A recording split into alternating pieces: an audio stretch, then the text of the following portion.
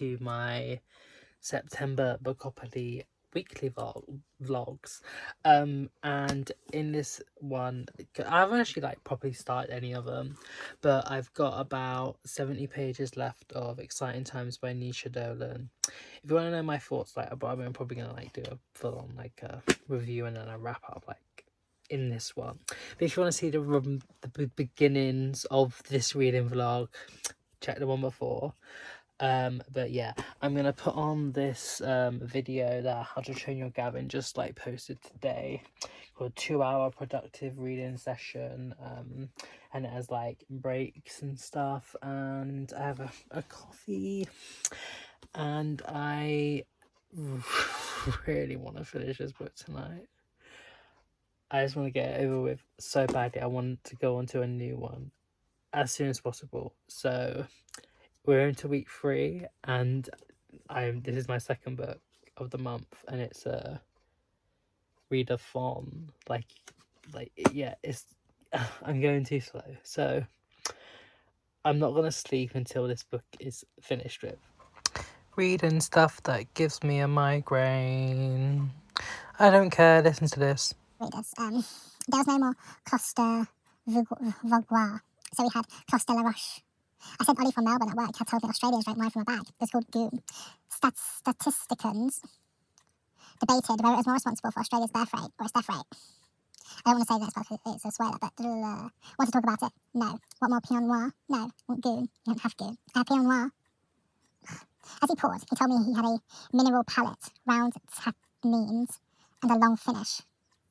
Oh, it, like the wine, not he. It smelled like wine. He said clos just meant vineyard in French. Vaunted Clos de Vinois. Your vaunted Clos de Vinois. I said, I don't vaunt vineyards. Was founded by Cistercian monks. It and Clos de la Roche were among France's many appellations, the Ogeron Contrôlé, which made it illegal to use the name of the region without passing quality control. Oh my god.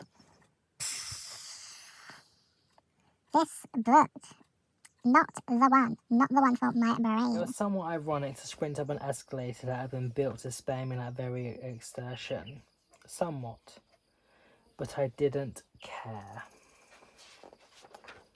Last line. Much like a lot of this book, I did not care.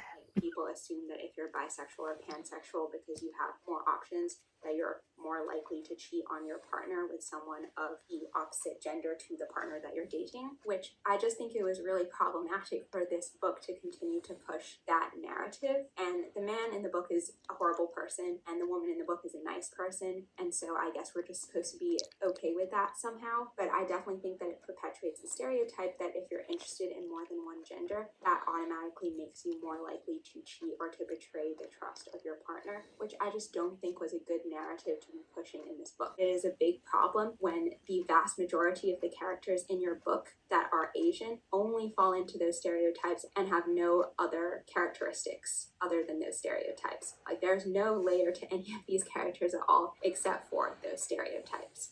And the same thing with Mrs. Zhang, Edith's mother. She is just a tiger parent who succumbs to the very traditional, stereotypical Chinese Asian roles. And then she also treats their domestic helper really badly. And if you don't know about the domestic helper culture in Hong Kong, most domestic helpers tend to be Filipino or Indonesian, meaning that they are already more likely to be from a poorer background. And so despite the discrimination that many Filipino and Indonesian helpers face in Hong Kong, the only mention of non-East Asian but still Asian characters in this book, we're talking about how Mrs. Zhang treats their helper Christina poorly. And that was just completely brushed over and treated to be as an acceptable thing that was just never talked about in the novel. Time to mull over my thoughts, and I wrote a review on Goodreads, and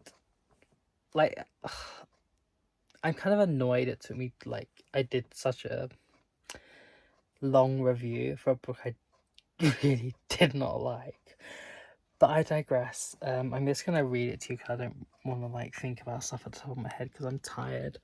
So I'm just gonna put you down there and I'm just gonna read it off of my laptop. Okay, so I ended up giving it 2 stars on Goodreads, 2.25 on StoryGraph, which I probably would say probably is about like 2.25 because Death of a Salesman I put as 2 because like it is better than that, but it's like not necessarily any better than Scarlet Letter, which ain't really saying much, but anyway, whatever. So yeah, I desperately wanted to love this book. The themes, settings, plot, and writing style drew me in, but mostly its comparison and likeness to Sally Rooney, whom I adore, is what really made me want to read this. But alas, I kind of hated it. I didn't want to go on. I don't want to go on too long as this I already feel has taken up too much of my time. Enough, but yeah. Plot: Irish postgrad Ava teaches rich kids English in Hong Kong, has a relationship with a rich banker who buys her stuff, and she questions it. He leaves for a bit and she becomes infatuated with a woman. They have a relationship, and that's all you're getting. Read one of the spoiler reviews for more. What I liked: there were definitely some memorable quotes and snippets and impactful parts. The writing is good and for the most part understandable, with somewhat lyrical or at least complex. I'm not that good at explaining descriptions of things. It did have some witty and interesting takes and parts, but that made me LOL.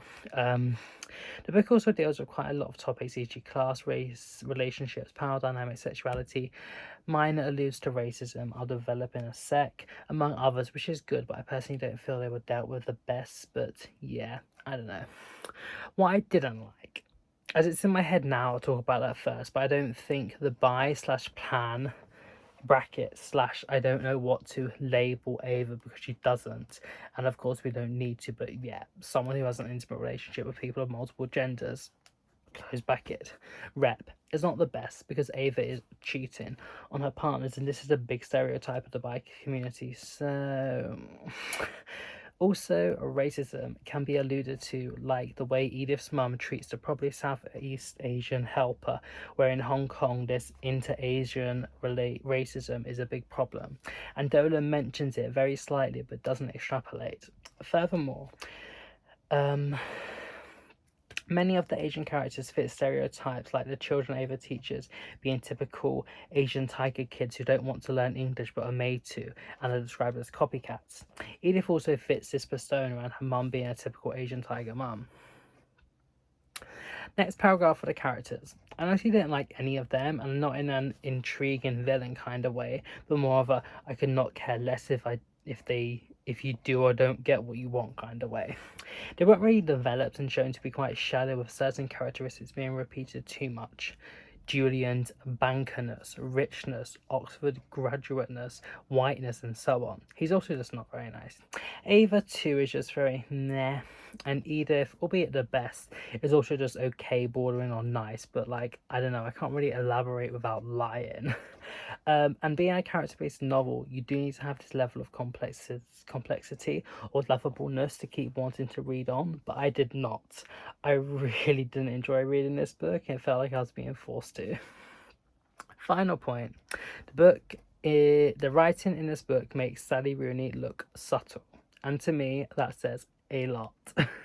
I definitely got this. I'm flexing my English degree. I know lots of big, complex intellectual words. I don't care if you don't also know them.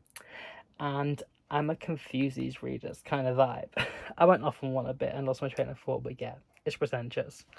And this isn't always a bad thing if you have that big brain energy vibe, but I don't. Really, not at least not to Nisha Dolan's extent. Furthermore, I felt it had a pretentious and gobbledygook writing style like Rooney on the various topics, brackets, with big discussions on arguably benign things but are important in the moment and individuals, and yeah, but not on the larger scale. My brain always fuzzes trying to sum up this type of writing, but without the real cusp or direct meaningfulness that has the lasting impact on you. I can honestly talk a lot about this book, so maybe it's not that bad, but I still didn't like it. Okay-ish plot with some takeaways, but predominantly unlikable characters in a pretentious writing style and some harmful stereotypes. P.S. The plot was just like, with lots of, why are you doing that? Really? people talking out like that, really, I have different opinions, and the logicality is questionable at some points too. That was my review. It was honestly so long. I don't know why I spent that long doing it, but whatever. And yeah, I read this, like, I read quite a few reviews before I did that, and watched this like Rant one that I'll link in the description below by another content creator, and I was like, Hans said what needs to be said, and it really like clicked in my brain, like, these are actually kind of like issues that I didn't personally see myself, but like now it's been revealed to me. I'm like, oh, like, I mean, I did get like there were these like these stereotypes and stuff, and the rep isn't really the best, but I was like, this is actually like Hannes speaking. Hannes saying the truth here, so definitely go check out her video. I really wanted to love it so badly, but I just didn't. So yeah, let's see what my next role is.